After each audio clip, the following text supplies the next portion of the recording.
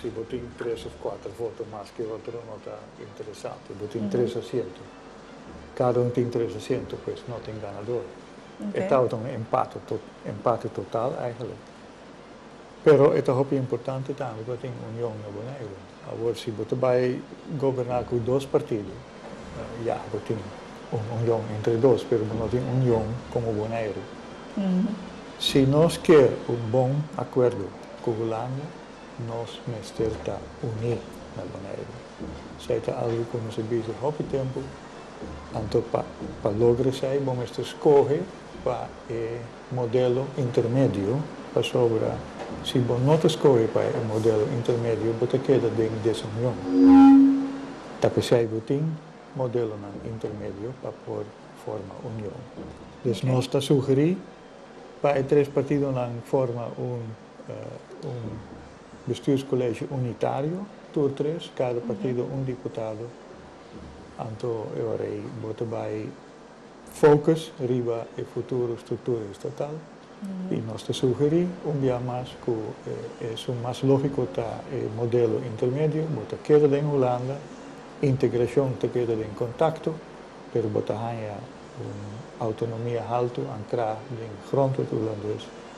Naturalmente a base de igualdad, pero es un asunto muy importante también, pero es un asunto separado. Okay. No, que te bien después, no. Si vos no te negocias, no te bien. No wordt negociado en el pasado, y por bien ainda via corte europeo, pasó esa situación.